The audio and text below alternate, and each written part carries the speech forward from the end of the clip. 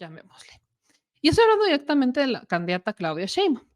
¿A qué quiero llegar? Miren, Claudia Sheinbaum ha tenido 2 momentos, al menos en este proceso, que han sido complicados. Y uno de ellos es estando en, si no estoy mal, fue en Tamaulipas. Estuvo en Tamaulipas, Claudia Sheinbaum. Y hoy Claudia, la candidata de Morena PT Verde, da una declaración que, aunque sí es cierta, tampoco debería. Y es sobre la protesta de Ceci Flores, líder de las Madres Buscadoras de Sonora, que ha estado yendo, ya van 2 días seguidos a Palacio Nacional. El primero, sabemos que Ceci Flores está haciendo campaña para Xochitl Gálvez, estuvo en sus eventos, eso es completamente público.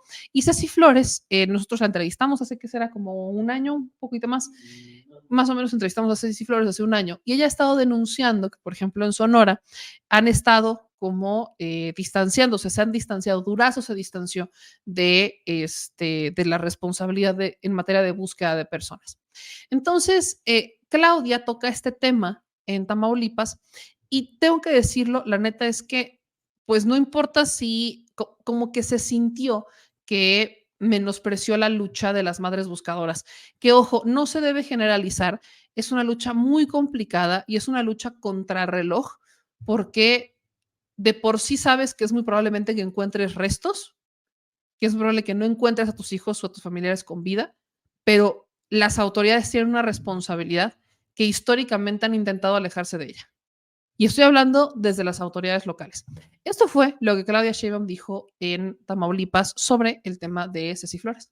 Es lo de las madres buscadoras y iba a decir hace un rato, ¿no? Ahí en la encuesta del Reforma sale que es mejor hacer propuestas que criticar. Y yo creo que hacia allá hay que avanzar. Y por eso hay que seguir, hay que atender las causas, hay que disminuir el delito de desaparición y hay que atender a las víctimas. Esa es la manera en que lo hicimos en la Ciudad de México, sin sin este uso que después que algunos le quieren dar. Es lo de las madres buscadoras y... Ahí está. Esto que dijo Claudia se malinterpretó porque dicen es que Claudia saca la encuesta del Reforma en vez de darle una respuesta a las madres buscadoras. A ver, y yo aquí quiero ser muy clara con esto. Mi opinión sobre lo que hace Ceci Flores no es relevante, porque puede ser una madre buscadora que está luchando por encontrar a tus hijos y tener una ideología política a favor de Xochitl Gálvez. No se me hace lógico, pero perfectamente puedes hacerlo y ahí está. Y no es ni siquiera un tema. Así es como se interpretó lo que dijo Claudia. Cuando lo que en realidad dijo Claudia es, retoma la encuesta de Reforma para decir, yo prefiero proponer soluciones a enfrascarme en la discusión de si Ceci está haciendo campaña o no a favor de alguien. Eso es lo que al menos yo entendí. Y aquí tocamos el tema de los desaparecidos, que aquí es en donde se ha hecho mucho rollo con el tema de los desaparecidos.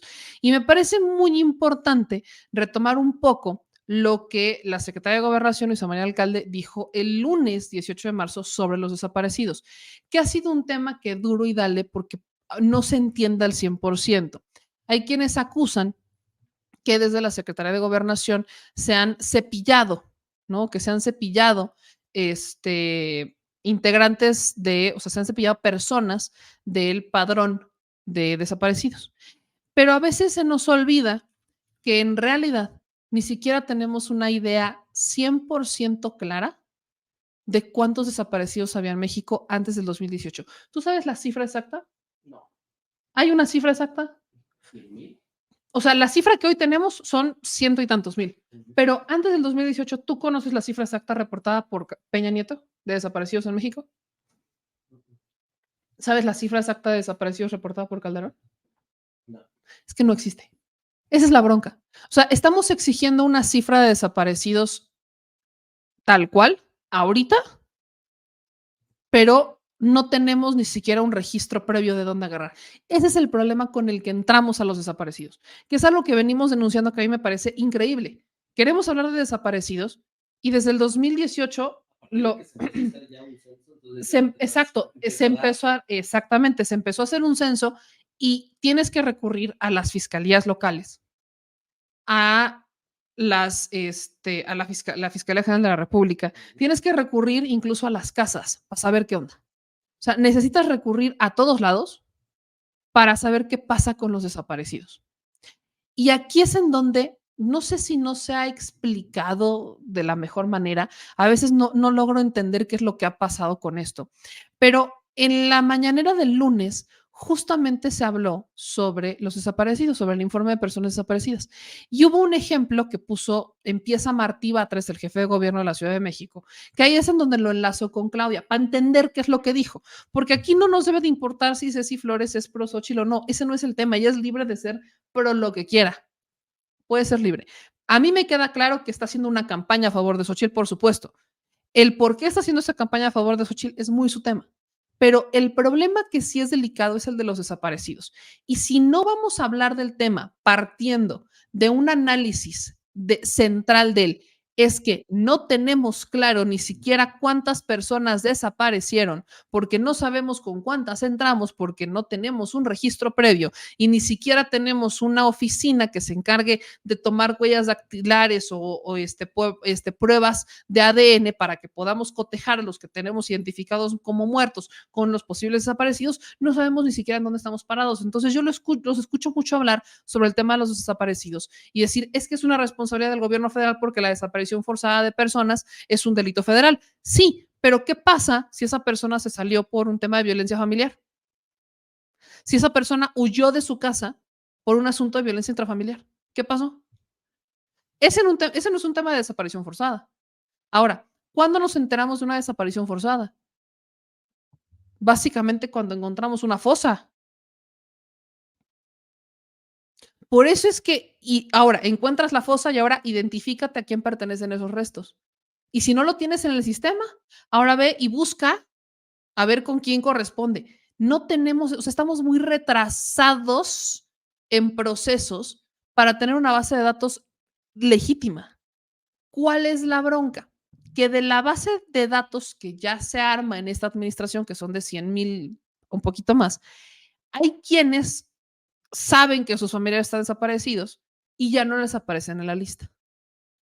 Aquí, cuando veo el proceso, si esa persona desapareció y es una carpeta que se llevaba, por ejemplo, en Chihuahua, la primera responsable en decirnos si esa persona está o no desaparecida es la persona que lleva la investigación de la desaparición. Y eso es la fiscalía local, al principio. ¿Cuál es el otro problema histórico que tenemos con las desapariciones forzadas o con las desapariciones en México? El otro problema histórico que tenemos es que en México las autoridades a veces ni siquiera toman las desapariciones como desapariciones.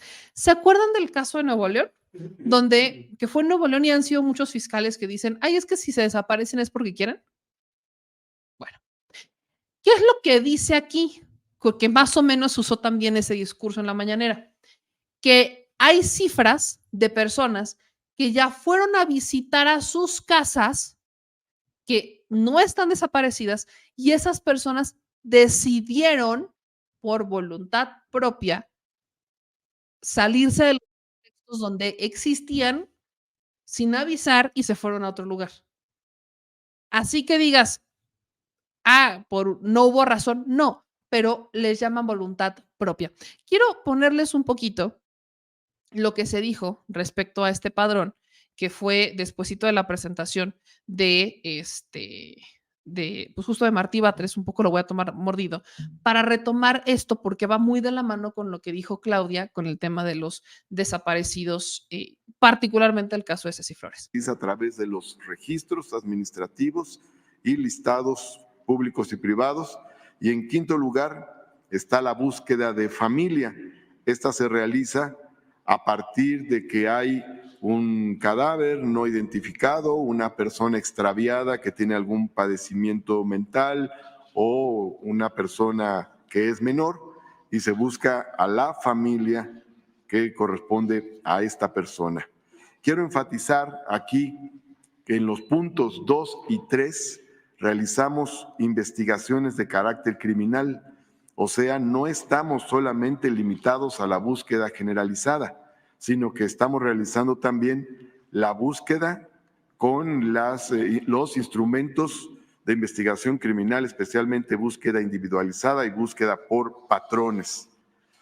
En cuarto lugar, no obstante, queremos enfatizar que no toda ausencia se trata de una víctima de desaparición y que no toda desaparición es una desaparición forzada.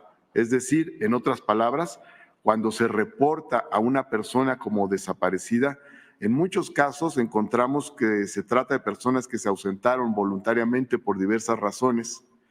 Y por otra parte, cuando hay una desaparición confirmada, en muchos casos, en la mayoría, se trata de una desaparición por particulares y no con la intervención de alguna autoridad. Respecto a los resultados que hemos tenido, del total de personas que han sido localizadas en la Ciudad de México a través de las diversas metodologías que comenté, el 93% de las personas localizadas no fueron víctimas de un delito de alto impacto. Aquí podemos observar que en la mayor parte de los casos, en el 44% de los casos, se trata de ausencias voluntarias. En más del 36% de los casos son ausencias voluntarias por problemas personales o conflictos familiares o conflictos de pareja. En el 7% de los casos son ausencias derivadas de un padecimiento mental.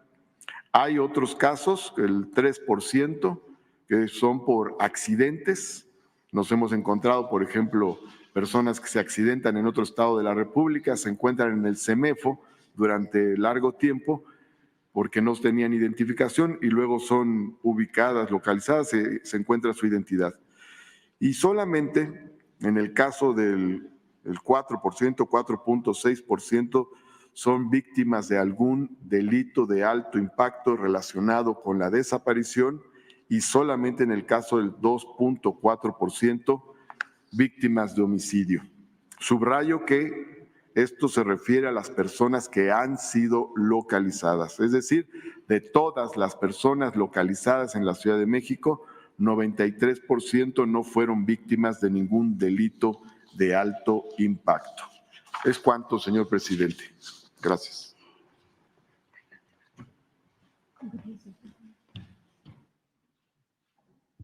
Con su permiso, presidente, vamos a informar y actualizar la información respecto a la estrategia que hemos seguido para localizar a personas desaparecidas. Primero, haciendo una aclaración importante, el Registro Nacional de Personas Desaparecidas y No Localizadas fue creado en el 2019, pero no quiere decir que sea un registro únicamente de personas desaparecidas a partir de 2019, sino que se ha nutrido y se integra por personas desaparecidas desde 1962. Adelante. ¿Cuáles son los datos? Porque ha habido varias preguntas. Entonces, podemos establecer que 110,964 es el registro que en agosto se hizo público. Hubo un registro que está disponible para cualquiera que pueda checar los datos. Ese registro es del 22 de agosto de 2023 y corresponde a 110,000. Ahora, se han incrementado 9,424 registros adicionales a la fecha con corte al 15 de marzo. Esto tiene que ver con las entidades federativas que van incrementando o van actualizando este registro. Aquí hay que restarle 5,576 personas que ya fueron localizadas y que ya se formalizó ese registro y nos da un total de 114,815. Esto es lo que vamos a poder encontrar en la página de internet. Luego hay que restarle a esta cifra 15,158, que son personas que ya localizamos con la metodología expuesta aquí por el jefe de gobierno, con prueba de vida. Por tanto, actualmente hay 99,729 registros, personas que aún estamos en proceso de búsqueda. Como pueden ver aquí, el último reporte lo dimos el 14 de diciembre del 2023. Habíamos informado la localización de 16,681. En estos 3 meses y con todas las actividades que hemos estado realizando, ya hemos localizado a 20,193 personas. En esta clasificación, 4,656 en las visitas que hacemos domicilio por domicilio, 4,629 por informe de defunción, 10,717 informado por la autoridad local ya como localizados y 191 personas que hemos encontrado en centros penitenciarios y que estaban registradas como desaparecidas. Adelante.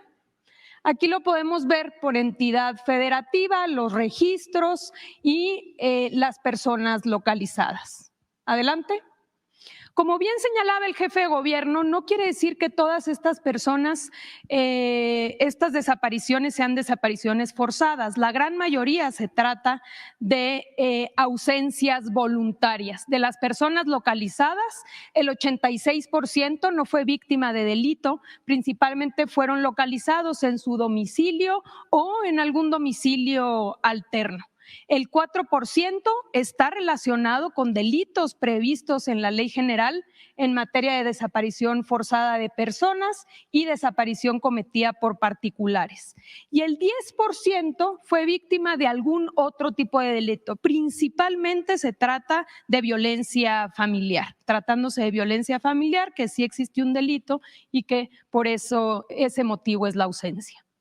Ahora bien, hemos continuado con esta metodología que tiene que ver con colaboración entre diferentes instituciones, lo que hemos informado de cruce masivo de bases de datos para poder tener más indicios y más información para la localización de las personas, las jornadas de búsqueda casa por casa que han sido fundamentales y una estrategia a través de un centro telefónico. Adelante. Estas son las instituciones principalmente que nos coordinamos y colaboramos, la Comisión Nacional de Búsqueda, Gobernación, Bienestar y Seguridad, la Secretaría de Seguridad. Adelante. Hemos continuado con el cruce de bases de datos. Nos ha apoyado el INE, Función Pública, el IMSS, SAT y Plataforma México. Sobre todo con esta información es que hemos logrado obtener más indicios.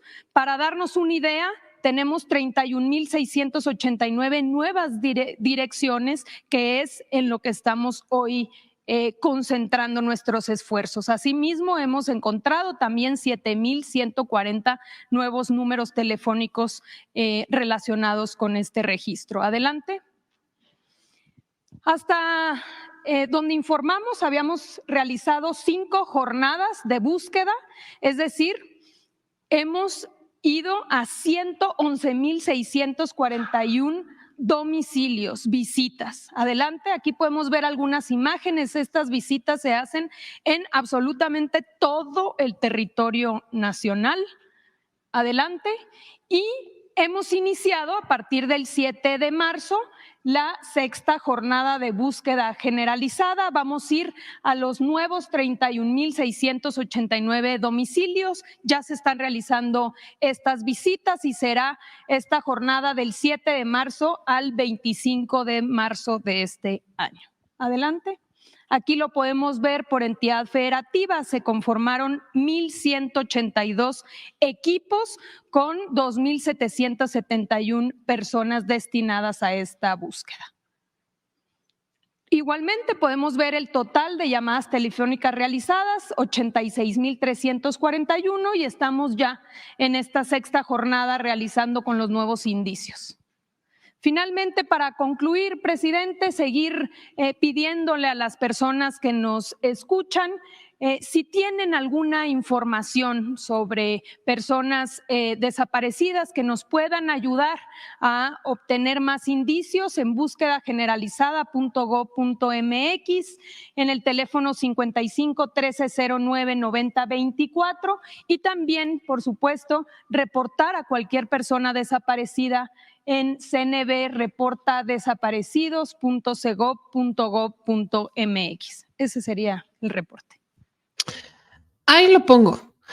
Aquí yo solo, o sea, si hablamos de propuestas, ¿no? Lo que dice Claudia, ¿no? De en vez de salir a hacer campaña y de ir a la mañanera como a dejar la pala de mando, que es lo que está haciendo en este momento Ceci, que es muy, muy respetable, es muy su tema, ya es un tema como de algo que me ha quedado claro, que hace más de uno, es que buscan llamar la atención del presidente provocándolo.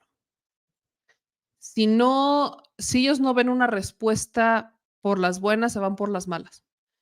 Y el juego así funciona, lamentablemente, en política. Entonces, en política, y eso aplica incluso para causas como esta. Yo no voy a meterme en si está bien o está mal, es una forma de expresión que tiene. Pero si nos vamos a las propuestas, hay que entender de dónde venimos, cuál es el panorama que traemos.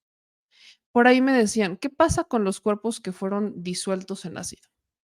Bueno, lo único que sobra, si no me equivoco, me decía el productor, es la mandíbula, ¿verdad? Es lo único que no se puede disolver. ¿Qué pasa con la mandíbula? Pues igual y la destrozan en cachitos y la reparten por ahí. Si tú llegas a encontrar una mandíbula, un diente o dentro de estas búsquedas en las fosas, llegan a encontrarlos, ¿cómo lo identificas aquí en México? No puedes, tienes que mandarlo a identificar a Innsbruck o lo tienes que mandar al extranjero. Porque aquí en México no tenemos un centro nacional de identificación, o sea, un centro nacional donde químicamente identifiques el ADN y cotejes con el de o sea, no lo tenemos. Eso Encinas lo estaba trabajando, de hecho se aprobó la iniciativa, pero Encinas ya se fue y ya no supe qué pasó con ese centro nacional, donde de hecho iban a contratar a personal de Innsbruck para que viniera a capacitar a personal mexicano para poderlo hacer. Y si a esas nos vamos todavía más para atrás, el caso de Jalisco, por ejemplo, cuando Enrique Alfaro todavía estaba en proceso de transición, pero se mandaron a cremar como 500 cuerpos sin tomarles sus datos biométricos, sin tomar huellas, sin tomar muestras de sangre, sin tomar absolutamente nada y sin identificar. ¿Esas personas ustedes creen que están en la lista? Y si nos vamos todavía más para atrás, o sea, a lo que voy es que el registro de 100,000 yo lo veo corto, muy corto, pero no me puedo aventar una cifra real porque no tengo idea. O sea, estamos hablando de personas de hace muchos años. Imagínense, migrantes, nada más échense esta, migrantes que hayan salido a Estados Unidos y que nunca regresaron, pero que sus familiares nunca más tuvieron contacto con ellos. No saben si llegaron o no llegaron. No había celular. Incluso en días recientes puede que pudieran cerrar y que no saben si llegaron o no. Dan por hecho que llegaron y que simplemente decidieron empezar una nueva vida. Eso es lo que dan por hecho. Y pueden pasar años y se enteran que murieron en territorio nacional porque encontraron un cuerpo, porque encontraron los restos. Pero pueden pasar años y la familia ni entera estaba que esa persona estaba desaparecida porque en su mente se fue a vivir a Estados Unidos y se inmigró. Y así hay muchos acontecimientos que podemos ir sumando que eventualmente no son tomados ni siquiera como si estuvieran desaparecidos. Por eso les digo que la cifra no la tenemos. Y exigírsela a esta administración, sí, pero no es algo que digas, me lo tienes que resolver ya. Más bien no cargarse. No, o sea, no puedes cargarla porque no te vas a inventar los registros para que aparezcan y digas, es que son más. Y tampoco los deberías de borrar. Ahí es en donde entra la crítica. Cuando tú ya reportaste a una persona desaparecida, por ejemplo, el papá de Esmeralda, que reporta a su hija desaparecida desde hace 15 años y que en la lista no le aparece por primera vez, entonces dices, a ver, espérame, ahí la armas de todos porque dices, si ya no está en la lista es porque ya apareció y a mí no me han notificado que ya apareció. ¿En dónde está? Estas son las críticas que se hacen. Pero esas críticas a lo que yo voy es, y la comparación que me decía el productor es exactamente la comparación que hay que hacer. ¿Se acuerdan cuando en tiempos de COVID los hospitales daban los registros de las personas que llegaban contagiadas, los muertos y demás? Bueno, ¿cuál era el problema con los registros en tiempo de COVID? Que no eran literalmente al momento, iban desfasados. Se fue reduciendo la brecha de desfase conforme fueron pasando los meses, pero aún así iban desfasados. Bueno, si eso fue en una emergencia, donde ya tenemos tecnología, donde tenemos una logística para hacer los reportes, ahora imagínense el desfase que traemos con los registros de desaparecidos en México. Nada más dimensionemos. Y ahora, aquí lo que dice la Secretaría de Gobernación es que están haciendo brigadas y van 6 brigadas, van a empezar la sexta. Bueno, lo que quieren ver las mamás, estas madres buscadoras, es brigadas mucho más grandes, masivas, donde no solamente vayan a todas las casas de México a preguntar, sino que tengas a brigadas de forenses investigando y excavando, encontrando fosas. Eso es lo que quieren. ¿Eso qué quiere decir? Que necesitan un montón de lana, porque necesitas no solamente gente que vaya, porque suena fácil, ¿no? A que dicen, bueno, es que las mamás agarran una pala y picos y van. No. Las mamás se han metido hasta con los narcos para saber en dónde están las fosas. Las mamás les han preguntado hasta a los narcos para que les digan en dónde están las fosas. Y han sido el contacto más cercano que han tenido con las bandas criminales. Es una investigación la que se hace. Las mamás están haciendo esa investigación. No, no la deberían de estar haciendo.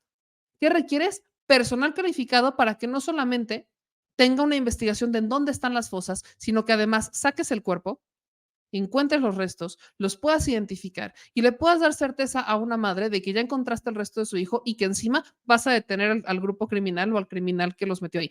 Esa certeza no la tenemos, porque es una capacitación en peritos forenses brutal. Es una contratación de personal brutal, o sea, exacto, de criminólogos, criminalistas, fotógrafos, o sea, que te levanten los testimonios, policías de investigación, fiscales especializados en el tema de desaparecidos. Necesitas además químicos científicos que se encarguen de hacer las identificaciones en un centro que todavía no existe.